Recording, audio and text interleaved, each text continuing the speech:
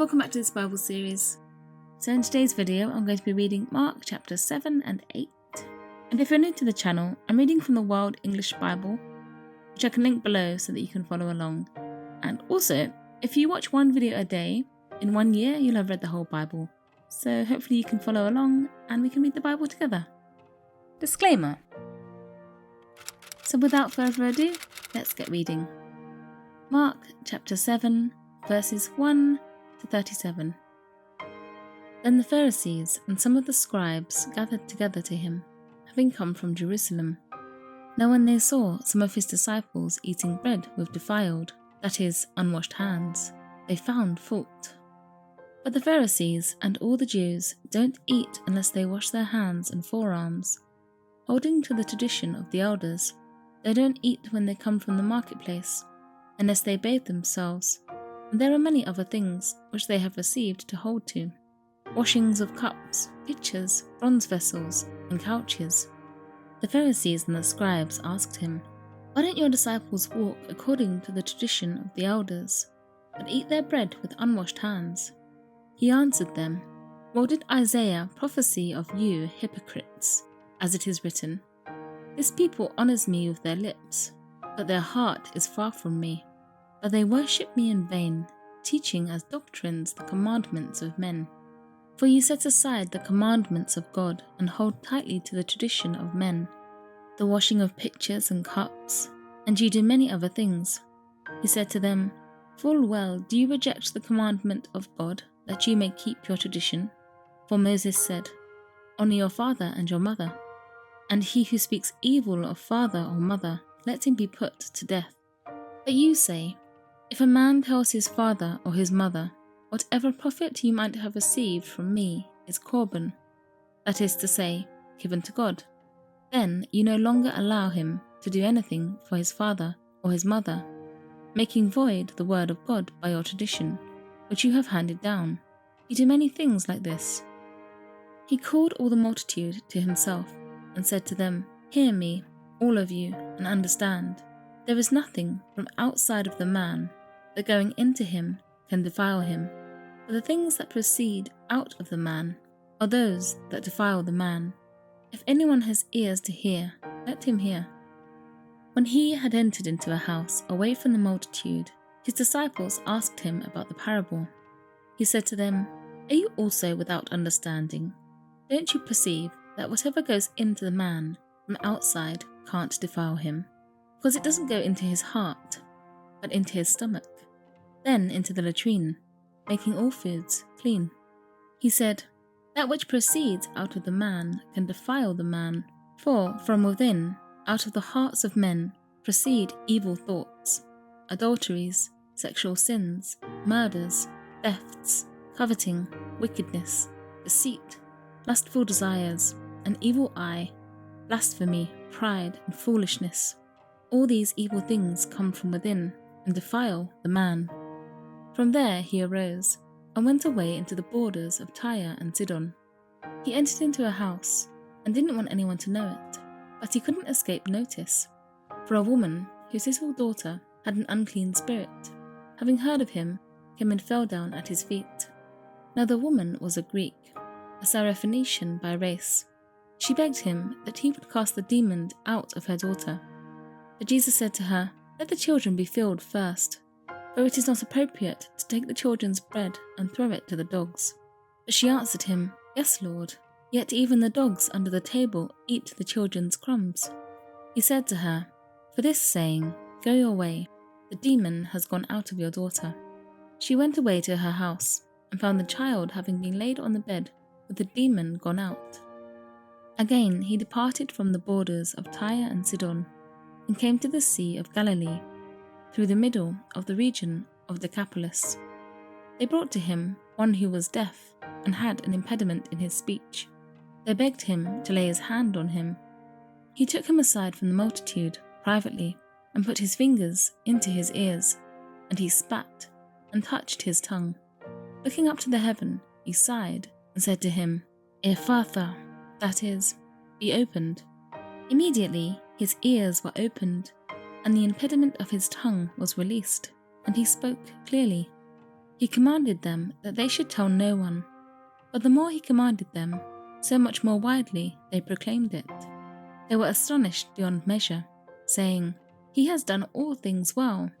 He makes even the deaf hear, and the mute speak."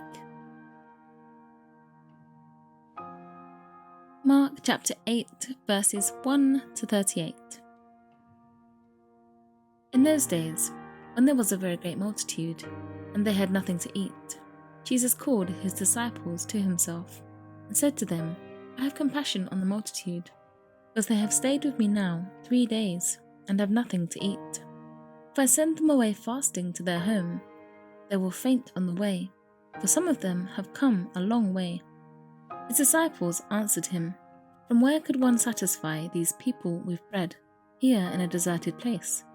He asked them, "How many loaves do you have?" They said, 7. He commanded the multitude to sit down on the ground, and he took the 7 loaves. Having given thanks, he broke them, and gave them to his disciples to serve, and they served the multitude. They had a few small fish. Having blessed them, he said to serve these also. They ate and were filled. They took up the 7 baskets of broken pieces that were left over. Those who had eaten were about 4,000. Then he sent them away. Immediately he entered into the boat with his disciples and came into the region of Dalmanutha. The Pharisees came out and began to question him, seeking from him a sign from heaven and testing him. He sighed deeply in his spirit and said, "Why does this generation seek a sign? Most certainly I tell you, no sign will be given to this generation." He left them, and again entering into the boat, departed to the other side. They forgot to take bread, and they didn't have more than 1 loaf in the boat with them. He warned them, saying, "Take heed, beware of the yeast of the Pharisees, and the yeast of Herod." They reasoned with one another, saying, "It's because we have no bread." Jesus, perceiving it, said to them, "Why do you reason that it's because you have no bread? Don't you perceive yet, neither understand? Is your heart still hardened? Having eyes, don't you see? Having ears, don't you hear? Don't you remember when I broke the 5 loaves among the 5,000? How many baskets full of broken pieces did you take up?" They told him, 12. When the 7 loaves fed the 4,000, how many baskets full of broken pieces did you take up? They told him, 7. He asked them, "Don't you understand yet?" He came to Bethsaida. They brought a blind man to him and begged him to touch him. He took hold of the blind man by the hand and brought him out of the village. When he had spat on his eyes and laid his hands on him, he asked if he saw anything. He looked up and said, "I see men, for I see them like trees walking." Then again he laid his hands on his eyes. He looked intently and was restored, and saw everyone clearly. He sent him away to his house, saying, "Don't enter into the village, nor tell anyone in the village."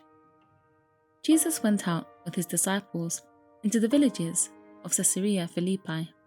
On the way he asked his disciples, "Who do men say that I am?" They told him, "John the Baptizer, and others say Elijah, but others, one of the prophets." He said to them, "But who do you say that I am?" Peter answered, "You are the Christ." He commanded them that they should tell no one about him. He began to teach them that the Son of Man must suffer many things, and be rejected by the elders, the chief priests, and the scribes, and be killed, and after 3 days rise again. He spoke to them openly. Peter took him and began to rebuke him, but he, turning around and seeing his disciples, rebuked Peter and said, "Get behind me, Satan, for you have in mind not the things of God, but the things of men." He called the multitude to himself with his disciples and said to them, "Whoever wants to come after me, let him deny himself and take up his cross and follow me. For whoever wants to save his life will lose it, and whoever will lose his life for my sake and the sake of the good news will save it. For what does it profit a man to gain the whole world and forfeit his life? Or what will a man give in exchange for his life? For whoever will be ashamed of me and of my words, in this adulterous and sinful generation, the Son of Man also will be ashamed of him when he comes in his Father's glory with the holy angels."